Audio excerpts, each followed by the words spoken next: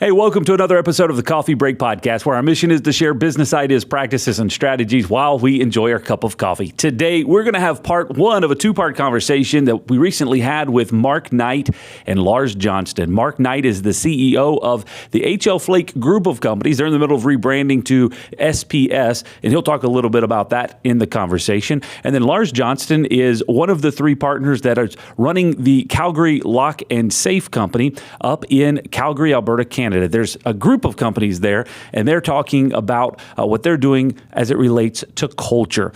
Culture is a buzzword in the business world right now, but we're going to be talking a little bit more about how we're trying to impact it in our own organizations, being very intentional about the way that we're trying to focus what the culture looks like in our organizations. It's a very informative conversation, some practical and application tactics that you can apply to your business, whatever size that it is, from 1 to 100, 1,000, whatever the size of your organization is, focusing on the culture and the atmosphere in your organization should be a priority. And we're going to be talking about that today. This was part of a business professionals roundtable that we did alongside of HL Flake a couple of weeks ago, and we wanted to share that conversation with you. So this is part one of that conversation, and we'll have part two next week. So grab a cup of coffee and get ready. We got so much to say. We got a podcast to make. We're sipping on lattes, and it's time for a coffee break. Time for a coffee break. Oh, yeah. We are excited to have another, hopefully informative conversation today, and it's going to be really focused around building a company culture. We're kind of trying to go through a couple of different themes and topics that are relevant to businesses as a whole, and specifically to the locksmith and security industry. And business culture, your company culture, is something that you have, regardless if you think it's good, bad, indifferent. It's something that you have. It's just innate to your organization. And we're going to be talking today a little bit about the things that affect it. Can you change it? Can you adjust it? What are the observations that we've seen over time? And I'm excited today because we've got some really great folks on the round table to have a discussion about it. So we'll bring those in now. We've got Lars Johnston from Calgary Lock and Safe up in Calgary, Alberta, Canada. Is that right? Did I say that right? You absolutely nailed it. Yeah, Canada. It's just north of you. and also Mark Knight from the HL Flake conglomerate. I'll let you introduce yourself and the family of groups that you have there. Hey, thanks, Chad. I'm thrilled to be here. I'm CEO of what we call SPS portfolio, which includes HL Flake, International Key Supply, H.E. Mitchell, and McDonald Dash. And I've now been in industrial distribution, including security products, for over 30 years. So thrilled to be here. Very cool. And Lars, I guess if you want to give everybody an introduction to what you got going on up north. Lars Johnson. I'm one of the three partners. I partner with my two cousins, Jeremy Bryson and Tyler Bryson. We have a Calgary Lock and Safe and group of companies. We have High Security and Calgary Door Service. So we have three companies in Calgary, Alberta, just north of Montana. Retail locksmiths, as well as some low voltage and automatic openings. Very cool. And then obviously, I'm from Charlotte, North Carolina with Loc-Doc Security, and we also have just acquired, the ink is still wet on the documents, acquired a second location down in Anderson, South Carolina, a company called Ellis, and they have been in business for nearly 60 years. And so now we're in the middle of merging two organizations together. And so this is a very timely conversation for us as well, understanding different company cultures and then how they merge together, which I know, Mark, you've had a lot of experience with that, and as well as Lars. So I guess let's kind of jump into the conversation first. Number one, what does company culture mean to you? How do you define it? Lars, what's your definition for how that company culture, how do you identify it? Well, we talk about company culture. We're specifically saying it's a set of values that guide decision-making within your company. The goal of having a company culture for us is that people can make decisions without having to so-called run it up the food chain. It just gives you a set of values. As long as you follow those values, you can make decisions. And, the easiest way to explain it to people, it's how you do things. It's how decisions are made and how you do things as a group that defines your culture. Mark, what about you?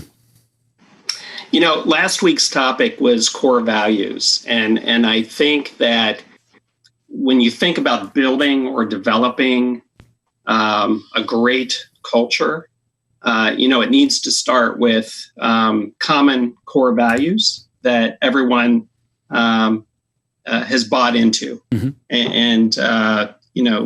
internalizes and takes to heart. Yes, it's interesting. I've often kind of referred to a company culture as almost like the personality of the organization, right? Like when you walk into a building, you kind of get the vibe of that, what's going on there, the heartbeat of that organization. And once you're kind of attuned to it, it sticks out. Like you walk into, you go, oh, okay. One of the best examples that I had it recently was there's two companies they're kind of partnered together, but they both operate very independently, and you can talk to two people in that organization. One works for one company, one works for the other, and easily, without them telling you which company they work for, you can identify which company they work for just by the way, the kind of the persona that they give off. And that really, to me, is just kind of gives a definition around culture, is just the way that they represent themselves. I brought this book because this helped to define what culture was. It's called You Little Jerk. It's by Larry Hubakta. And one of the ways that he talks about it is he says a company culture or a culture is a combined group of behaviors, beliefs, and values. And once you bring those all together, then that really defines what your culture is. Lars, from your perspective, how have you seen that come to life in your organization once you started to become, I guess, more aware of what was going on as it relates to culture? Yeah, culture-centric, I guess, is probably the way I'd phrase it. I wasn't a big believer in culture, and I thought it was a lot of hooey, quite honestly. I came out of business school. I did my MBA and, wear a black suit and black tie and thought this is the way you do things. And, you listen or you ship out, right? You got two options, my way or beat it. That's not the saying, but you know what I'm getting at. And then I got a little more experience, matured a bit, and realized that, there has to be something more to it. It almost came out of a necessity of the frustration of, and every manager said this out there. It's like, well, I've already told them 1,000 times. Mm-hmm. Or I've already told her 1,000 times. They just don't listen, right? And it's, well, I got sick of it. I don't want to have to make every decision for all 60 of our staff. I want our team members to be able to actually make their own decisions. And it just came out of a necessity. And I started reading a few different books. And I talked to you about this quite a bit, Chad. And, it just kind of made sense. We have to establish a framework where people can actually make their own decisions based on a set of values. So if we put, a culture based on these values in place, they can do that. And for myself, as I said, I was a non-believer. I didn't have the Kool-Aid.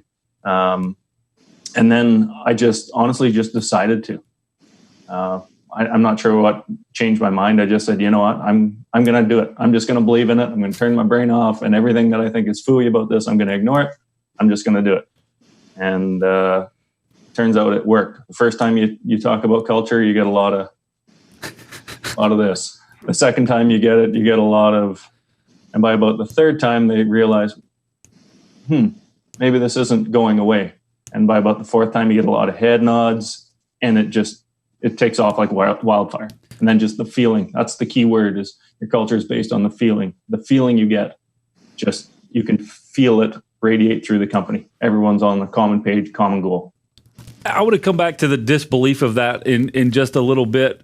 Mark, from your perspective, I mean, have you ever dealt with that where it's just culture is just a buzzword and it's not really a thing, and why is it important? I think everyone does at one point or another. If I think back earlier in my career, we were putting a couple businesses together, and I was talking to the president at the time, and he said, we need to have engaged employees. And my comment at the time was, I don't think it's enough to have engaged employees. we need to have passionate employees. And, I want people excited about the business, not just engaged in the business. And so how do you do that? And if I fast forward, before I came to HL Flake, I was with Ingersoll Rand, and I worked with a guy that wrote a book on culture. And I think it's called The ACBs of Cultureship. Jason Bingham was the author. And A stood for associates. And the premise was you need to take care of your people first. They come first because you want engaged, passionate employees. And, if you do that, they'll take care of your customers. You'll develop, a following, loyal customers, because they'll feel that excitement or that culture that you're building within the organization. And if you do those two things, business will follow. So you need to really think about it. And I had never heard it put in this way, but I guess it's the way I thought throughout my career.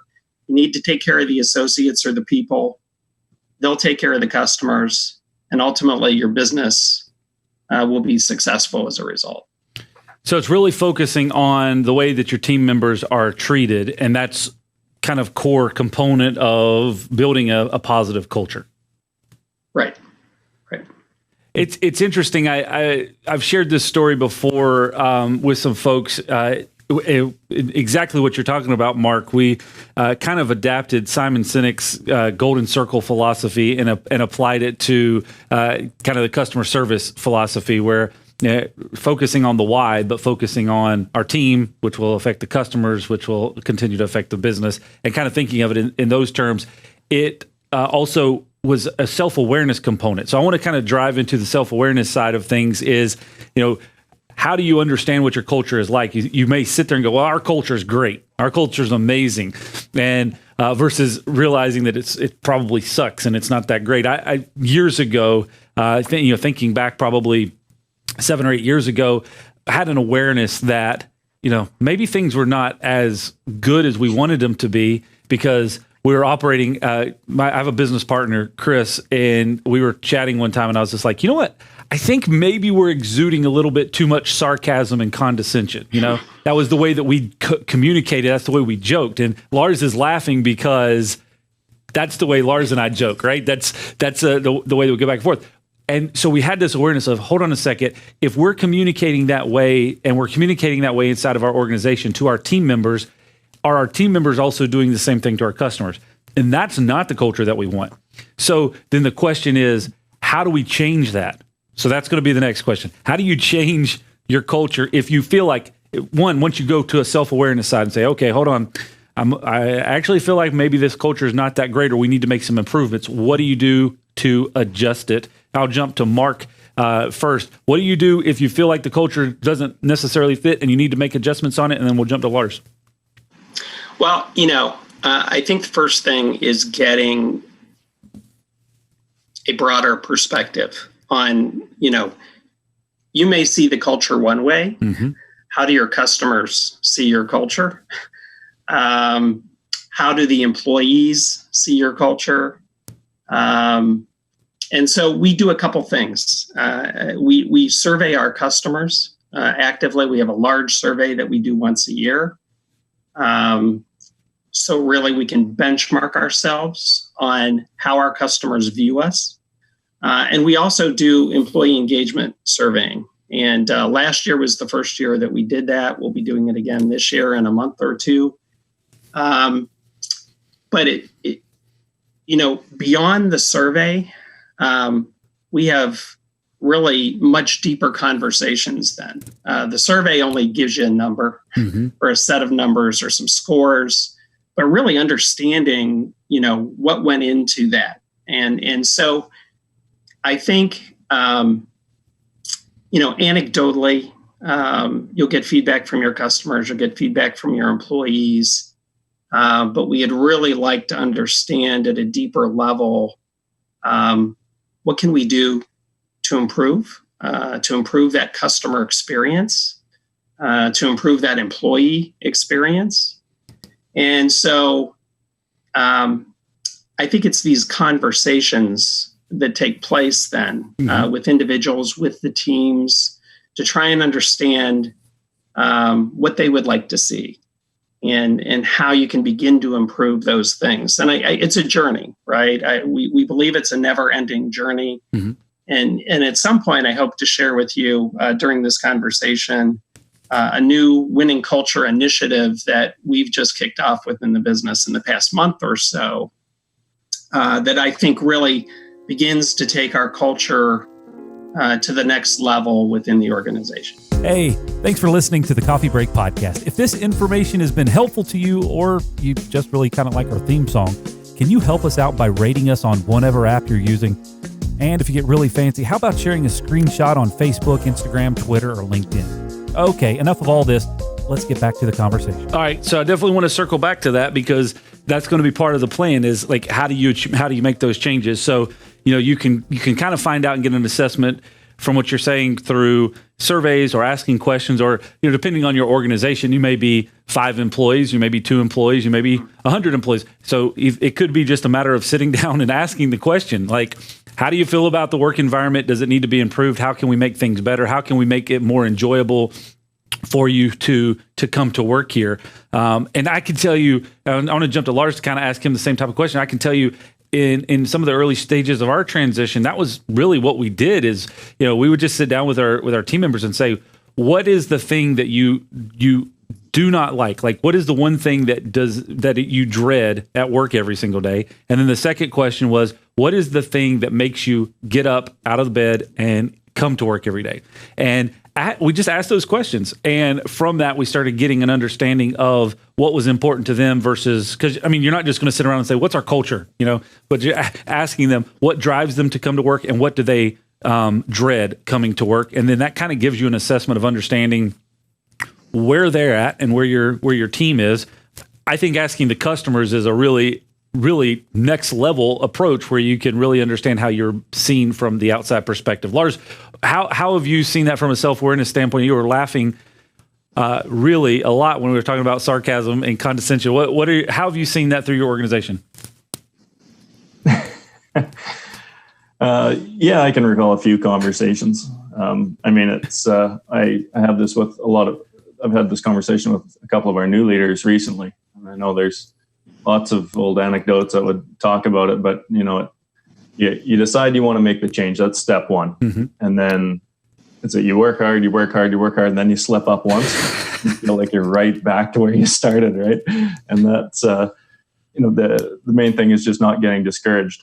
I was a university volleyball coach for years back in the East Coast, and we had an opportunity. We coached with a Japanese team. And it was very interesting listening to his philosophy. We talked about a lot of the same issues, and his philosophy was that over in our part of the world is you tell a player 10 times to do something. Mm-hmm.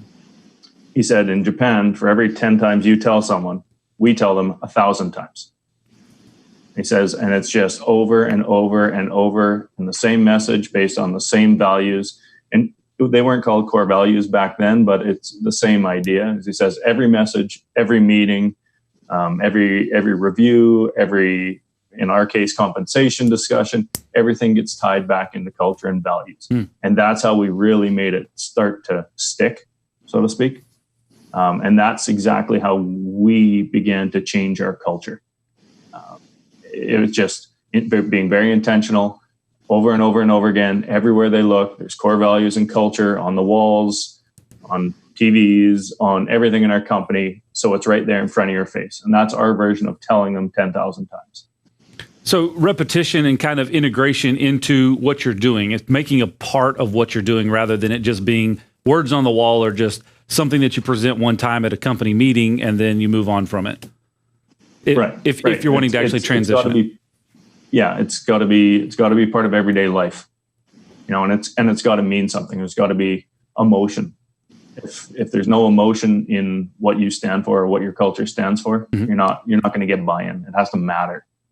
So Mark, I want to ask you a question because you mentioned it at the top of the conversation. Obviously, you guys have acquired several different businesses and you've integrated several different businesses. And just from an understanding, the culture at HL Flake, maybe it's a little different than it was at McDonald Dash versus International Key Supply versus these different businesses. How does that culture change, adapt? How do you merge those things together? Because I'm going to I imagine, maybe assume a little bit that they're not all the same. And so you bring those things together. How do you have culture clash, or how do you kind of get everybody in alignment?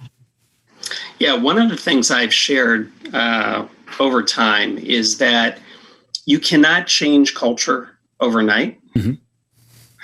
Culture evolves. It grows. But you can change the environment. And you can change the environment today. And so, I think there's a number of things that we do. We and I know Travis spoke to this a bit last week. We shared our core values, with Sean and the rest of the International Key Supply team. And they provided great input that, we should add, tenacity, as one of our core values. But we talk about these things. So, certainly since the pandemic hit, I provide a weekly or bi-weekly business update. We'll talk about the core values in that business update. We do Zoom meetings with the extended leadership team. We do quarterly town hall meetings with everybody in the organization. And we will talk about the core values each and every time. And sometimes we'll focus on one in particular. We'll share customer feedback, shout outs. Within our payroll system, we actually have a social network kind of environment that employees can engage in. And so employees can award each other badges based on our core values. And what's really been exciting to see for me is the International Key Supply and the H.E. Mitchell folks who came on board last November. They're awarding more badges than anybody in the organization. Oh, wow. So, they've really embraced it. And one of the things that we did immediately is we created cross-functional teams that were cross-business. So, we began having people within the business engage with each other. We didn't continue to operate as separate entities or separate businesses. We knew that we needed to bring people together. They needed to get to know each other. They needed to get to trust each other. And, as I said, the culture is going to continue to evolve, as the business matures and as, we hopefully in the future bring additional organizations on board. So very similar to what Lars was talking about. It's just being, I guess, intentional about it and integrating it into every kind of aspect of the conversation, but really trying to exemplify it or at least share examples and stories of how this is the type of culture that we're wanting to encourage. Yeah, we used to call it at Ingersoll Rand, living the values. Okay. And, do you exhibit the values in the way you interact with others? And there was an expectation that you would, and if somebody doesn't, you need to address that. You can't just overlook it. Otherwise you're accepting it and in a sense, allowing it, to occur. It's interesting. I'm trying to rack my brain because I don't recall exactly where I read this or saw this. But there was somebody had put somewhere on something that I consumed that a person, a leader, had changed from a do as I say, not as I do, to morphed over to do as I do, not as I say. Right. And so it really converted over to the example or exemplifying what you're wanting that culture to look like. And I think all too often in business specifically, you have somebody, a leader that's standing up and saying, this is how we're going to operate. This is what we're going to do. This is what we're going to do. And then they go do the complete opposite. And so I guess it's a challenge and a call to business leaders to say, if you're wanting to change and adjust the culture in an organization, or as you say, evolve the culture, then you have to change the environment. And to change the environment, it is being intentional about what you're exemplifying and what you're highlighting, the kind of positive reinforcement aspect versus just talking about the things that you don't want to do. Would you agree with that? I would. Lars, what are your thoughts on that? I think Mark summed it up nicely. Culture evolves, environment changes. Yeah, first thing that got in my head was, man, that's hard. It's it's hard to try and be that change and be that leader. And I know it was it's just at some point, and this was part I mentioned earlier. I wasn't a believer, and I struggle with this. When did I turn into an adult? When did this happen? Have you right turned into an adult? Now, Chad, it's I'm exactly what I was talking about before. It's I work hard and I get I'm going through a book, Radical Candor, right now that I'm absolutely on board with it. Direct is not mean. Putting money in the emotional piggy bank, all these kind of terms. It was time for a refresher. I'd read it a few years ago. I'm back at it, and it just is making total sense. And it's frustrating because I'll be doing well. It's like I'm on a diet. There's an easy thing to relate it to, right? I'm on a diet, and then every once in a while I just sling out a Big Mac. And I can't take it back. It's like, well, the little sign, there's no accidents today, back to 1. So it's hard. It's hard. And I just don't, it's hard for me to understand that I'm now a grown up and I'm the person that's supposed to be running this. And, it's as much as I can sit here and say, this is what we need to do. And as a company, we need to do this stuff. That's only half the battle. Mm-hmm. The other half of the battle is working on myself. It's carrying that mirror around and making sure I'm adhering to these values, because if I'm not, how can I impose or expect anyone else to? So that's certainly the biggest challenge for me right now. And I'm just sitting here smiling thinking, man, how many Big Macs have I thrown out in the last week that I didn't even think about? Can you copy this key? That's a question we get asked about 3,422 times a year. And how can you actually be sure that the person who asked that question is supposed to get a copy of that key? Well, we think you should always know who can copy your keys to your business and your home, because it could be your neighbor, an old employee, a contractor, or even worse, your mother-in-law. At Loc-Doc Security, we believe in protected key systems, so you always know who has a copy of your key. To find out more, visit locdoc.net or stop by our Charlotte location. Loc-Doc Security, helping you protect your people and your property. Well, it's interesting too, because in business, when it comes down to it, you're setting an example as leaders. You're setting an example intentionally or unintentionally by the actions that you have. So you can even get down very tactical to say, are you showing up for appointments on time versus not? That's going to unintentionally set an example that it's important or not important for the organization to show up, right? You could say that keeping track of your calendar is intentional or not intentional, and doing that as a leader is going to translate that over to the people in your organization. If you're not organized, if you walk into and I struggle with this a lot, like I collect random things on my desk. And if I can't keep my desk organized, if you could see this entire studio right now, there's random things scattered all over here, right? But if your desk is that way, then you're setting the example that that's okay to have a messy work environment for the rest of the organization.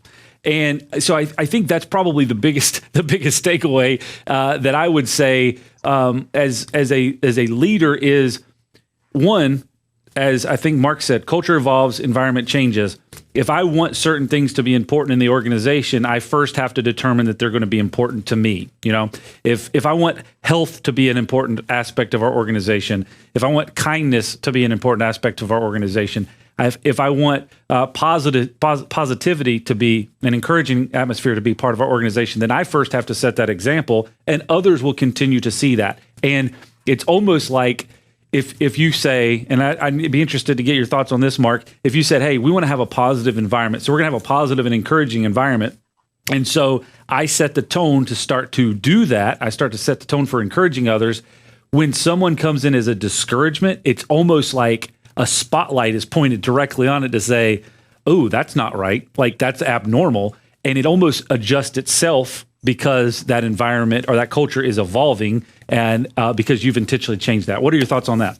Yeah, I think earlier I mentioned that if you see something in the culture, whether it's a value issue or not, and it doesn't live up to expectations, if you don't say something about it, mm-hmm.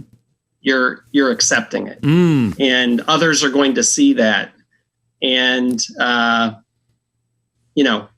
they're either going to believe that that's acceptable, but what you hope is that you're not the one having to say something, that culture has permeated everyone in the organization, mm-hmm. and they've bought in and they believe, and it's now bigger than any one individual. And so you hope that their teammates will say something, will call them out, mm-hmm. Or give them coaching and guidance if that's what they need. When Lars was talking a couple minutes ago, talking about candor, we talk about being direct with respect. Mm-hmm. So if you see something, say something. And Chad, I agree with your thought around being intentional about it. There's a guy I know, Mike Milby. You can look him up on LinkedIn. He's CEO of a coaching and recruiting firm called Ratliff and Taylor, and he writes these wonderful posts about company culture and leadership, and he always ends with a comment about being intentional about it. Mm-hmm. You can't just think about it. You've actually got to do it and live it. Just a reminder, you're listening to the Coffee Break Podcast. Also, we wanted to let you know that our team puts together a weekly blog post. You can find it at locdoc.net/blog. It's guaranteed to raise your IQ by 12 points or your money back. So it's pretty much a win-win.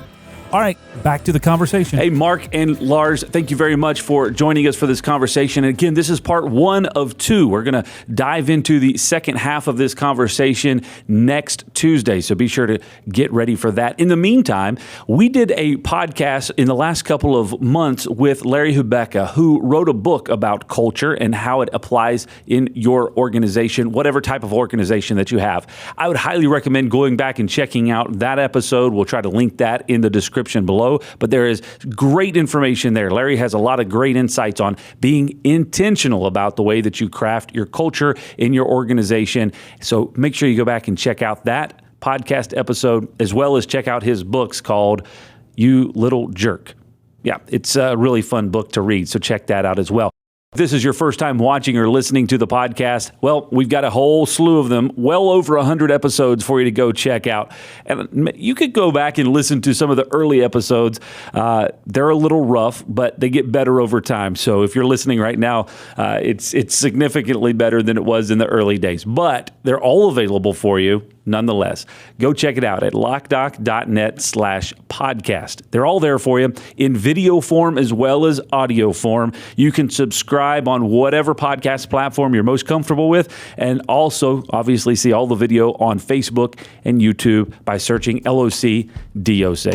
It's all there for you, so check that out. And we'll see you next time on the Coffee Break Podcast.